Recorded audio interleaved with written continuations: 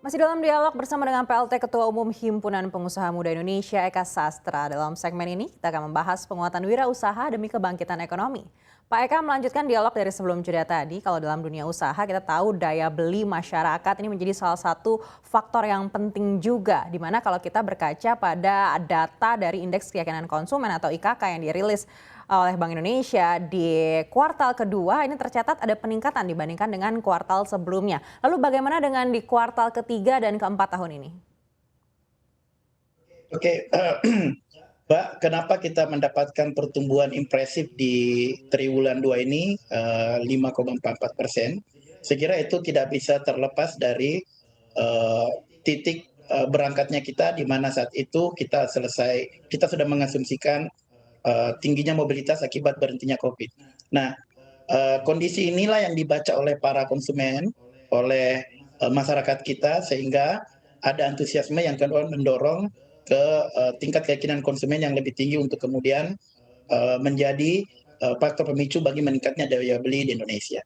Nah, harapan kita sebenarnya sih pasca COVID kita akan menjadi momentum kebangkitan ekonomi baik secara domestik maupun secara global, tapi pada saat yang bersamaan kita mengalami tekanan karena akibat adanya perang yang kemudian memicu terjadinya terjadinya inflasi di tingkat global yang disebabkan oleh krisis energi dan juga krisis pangan. Nah, tentu saja ini menjadi sebuah tantangan yang luar biasa. Kita akan lihat bagaimana dampaknya, walaupun secara ekonomi baik dari sisi fiskal maupun dari sisi ekspor impor kita tidak terlalu terintegrasi dengan uh, Ukraina dan Rusia misalnya, tapi ancamannya terhadap ekonomi global kemudian masuk melalui penetrasi jalur perdagangan dan juga jalur pasar keuangan. Nah, karena itulah kita perlu mencermati hal-hal yang ada, kita perlu mencermati kondisi-kondisi tersebut untuk menjadi patokan kita dalam menentukan kebijakan baik di tingkat pemerintah maupun kebijakan di tingkat mikro di bisnis kita masing-masing. Tapi kalau boleh saya mencoba memprediksikan fondasi pertumbuhan 5,44% di triwulan 2 dan juga semakin meningkatnya mobilitas masyarakat dan juga adanya inflasi, saya kira ini semua menjadi pertanda yang optimis. Tinggal bagaimana momentum pertumbuhan ini kita jaga dengan baik, memanfaatkan semua potensi-potensi yang kita miliki, dan juga bagaimana kita bisa menjaga daya tahan kita sehingga tekanan eksternal tidak terlalu mendapatkan tekanan yang akibat kenaikan harga komoditas. Tapi kalau dari sisi harga komoditas kita melihat sudah mulai ada pergerakan menurun, baik di tingkatan harga-harga mineral maupun dari harga energi misalnya, sudah mulai ada penyesuaian terhadap hal tersebut. Jadi saya yakin ke depan kita masih bisa berharap ekonomi kita masih lebih baik, walaupun beberapa lembaga pemeringkat internasional sudah mulai memberikan evaluasi, memberikan penyesuaian dengan penurunan pertumbuhan ekonomi baik di global maupun di domestik. Tapi saya masih yakin tingkat pengelolaan yang baik dan juga kemampuan untuk memanfaatkan semua penggerak ekonomi bukan cuma dari segi konsumsi, tapi juga dari investasi dan juga dari ekspor impor, selisih antara ekspor impor. Saya yakin itu bisa menjadi fundamental bagi pertumbuhan ekonomi yang lebih baik di masa yang akan datang. Tapi poin penting dari HIPMI sebenarnya bukan pada angka kuantitatif pertumbuhan, tapi bagaimana kita menata fundamental ekonomi kita agar seperti yang kami jelaskan sebelumnya terjadi transformasi ekonomi. Kita masuk ke negara industri pada fase lanjut, tapi industri yang sekali lagi berbasis pada bahan baku dan sumber daya yang ada dalam negeri. Nah, kalau ini terjadi, kita mampu menata fundamental ekonomi yang lebih kokoh, pertumbuhan yang lebih berkualitas, pertumbuhan yang lebih tinggi dan mampu mengikut sertakan banyak pelaku ekonomi itu akan tercapai. Nah, saya kira ini kerja keras kita, bagaimana mendorong transformasi ekonomi sebagai basis untuk menuju Indonesia maju di 2045 nantinya. Dan HIPMI siap untuk berjuang bersama itu dengan pemerintah, memperbanyak jumlah pengusaha, dan juga menaik kelaskan para pengusaha-pengusaha kami yang alhamdulillah secara anggota sekarang sudah 67.000 orang yang terdata yang menjadi anggota dari HIPMI. Terima kasih, Pak. Baik, kalau berdasarkan dengan data terkait dengan ekspansi ini, sudah ada 9,5 juta UMKM yang masuk ekosistem digital sebagai organisasi himpunan pengusaha. Bagaimana cara HIPMI mendorong hal ini? Apa saja tantangan terbesar yang dihadapi?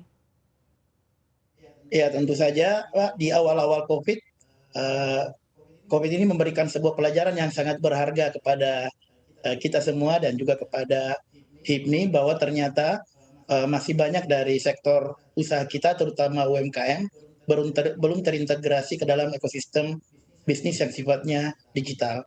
Nah, karena itulah eh, semenjak COVID terjadi, kami mulai melakukan upaya-upaya pendataan dan juga upaya-upaya training dan juga upaya-upaya bagaimana memberikan motivasi dan juga memberikan pendampingan agar para pelaku usaha kami, karena HIPMI ini sebagian besar UMKM dan para pengusaha muda berusia di bawah 41 tahun, maka kami melakukan pendampingan agar mengubah uh, prosesi bisnisnya, agar mampu mendorong strategi bisnis yang lebih digital dan juga lebih inovatif.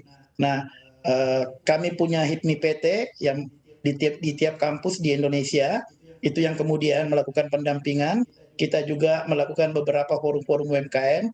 Nah, target kita adalah bagaimana UMKM ini go digital agar bisa memberikan sumbangsi bagi pertumbuhan ekonomi yang juga mengikutsertakan UMKM tadi. Cuma sekali lagi Mbak, itu adalah hal mikro yang bisa dilakukan oleh HIPMI. Hal makro yang kami membutuhkan dukungan dari pemerintah adalah mengatur tata permainan dari para pelaku ekonomi Indonesia. Jangan pengusaha besar masuk ke ranah pengusaha pemula, jangan pengusaha besar atau BUMN besar masuk ke ranah UMKM. Nah, kalau ini tidak kita tata dengan baik, ini akan memunculkan konsentrasi-konsentrasi bisnis yang akan mematikan para pelaku usaha pemula dan juga UMKM di Indonesia. Nah, sekira ini yang perlu kita tata, bagaimana memperkuat fondasi ekonomi Indonesia yang terintegrasi dengan baik, ada level UMKM-nya, ultramikronya, dan seterusnya, dan ada pengusaha besarnya. Dan yang kedua adalah mendorongnya ke arah yang lebih digital nantinya. Nah, HIPMI sebagai himpunan pengusaha muda yang sudah 50 tahun berjuang bersama pemerintah sebagai mitranya, akan selalu berkomitmen dan juga berjuang bersama agar semakin banyak pengusaha muda kita akan semakin maju dan semakin digital usaha kita, agar kita bisa menjadi tuan rumah di negeri sendiri dan mampu bersaing di pasar global ya, dan kita sebagai pelakunya sendiri. Terima kasih, Mbak. Baik, Pak Eka, kalau berdasarkan data dari Kantor Perwakilan Bank Indonesia Provinsi Bali, ini untuk SKDU di Bali pada maksud kami di triwulan 2, ini sudah terlihat ada peningkatan yang positif.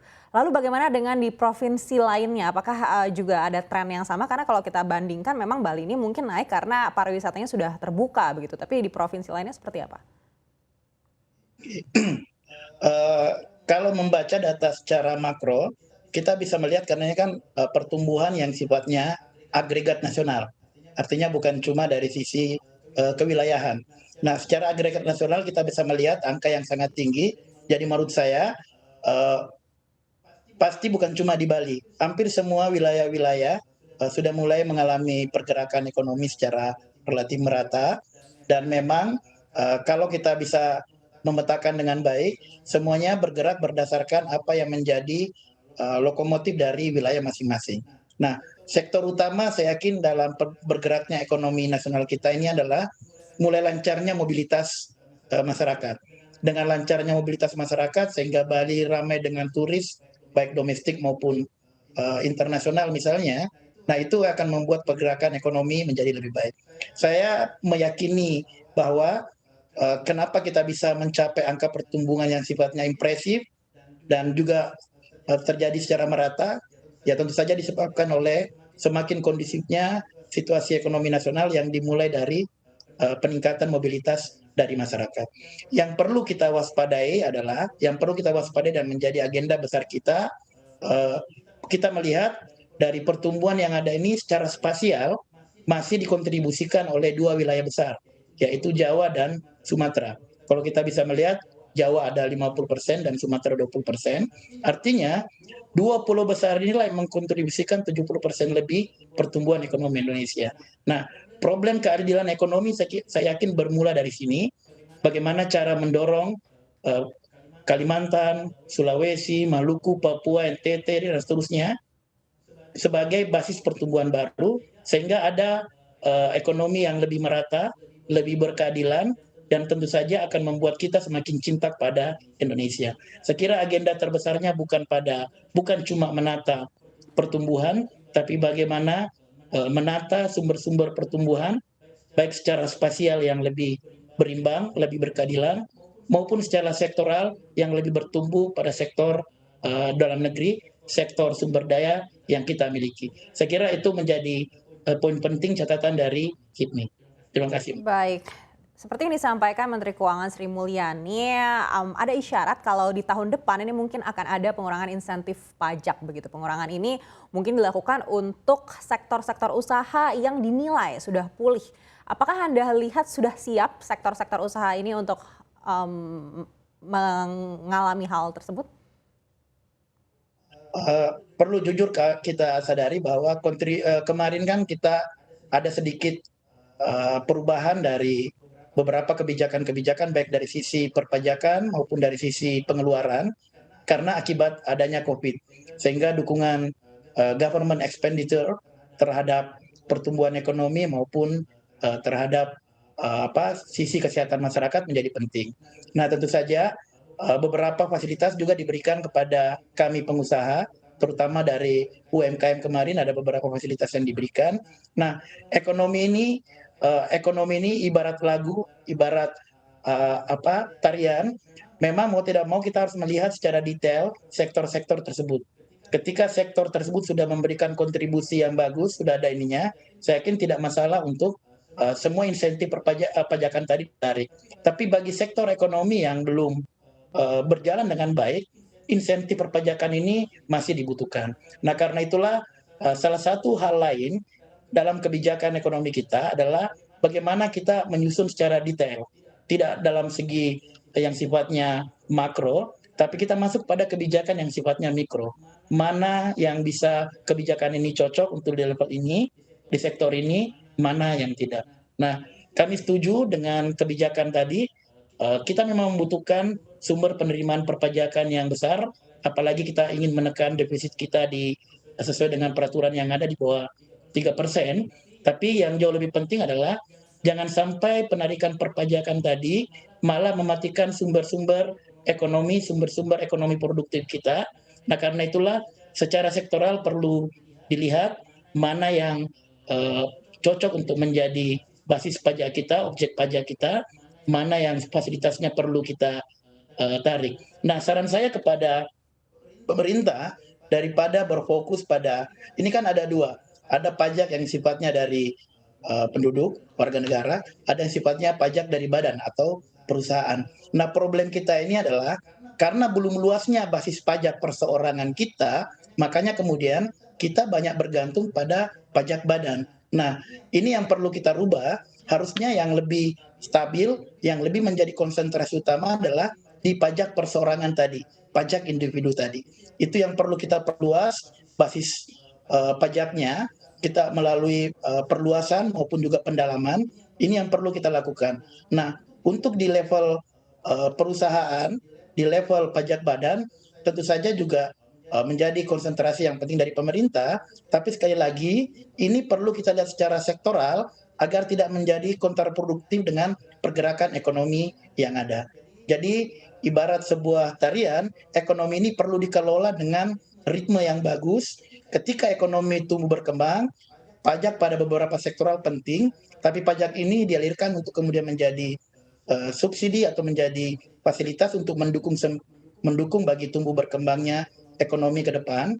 Tapi ketika ekonomi sedang melambat, nah instrumen pajak ini ibarat rem perlu juga kita tahan. Saya kira disinilah kita membutuhkan sebuah pemandu, kita membutuhkan sebuah toko, sebuah kebijakan yang mampu melihat kondisi secara objektif dan juga secara detail. Saya kira para pengusaha juga, kami di HIPMI di samping dituntut untuk menjadi pengusaha yang mengejar keuntungan, kami juga punya semangat nasionalisme. Kami pengusaha pejuang dan juga pejuang pengusaha, sehingga ketika kita diminta untuk membayar pajak atau berkorban yang lebih besar bagi kepentingan ekonomi Indonesia, saya kira HIPMI akan selalu bersama pemerintah dan jangan ragukan bahwa kita akan selalu berjuang bersama bagaimana menjadikan Indonesia menjadi tanah yang lebih baik bagi generasi kita selanjutnya. Terima kasih. Baik, sekali lagi terima kasih atas waktu dan informasi dari Anda, Pak Eka Sastra. Kita berharap dunia usaha bisa kembali pulih, regulasi dan kebijakan bisa memihak para pelaku usaha agar pertumbuhan dan ekspansi bisa terjadi di tengah berbagai tantangan dan gejolak yang ada, agar kontribusinya juga semakin besar menopang ekonomi Indonesia. Sekali lagi terima kasih PLT Ketua Umum Himpunan Pengusaha Muda Indonesia, Eka Sastra. Sehat dan sukses selalu untuk Anda. Terima kasih Mbak.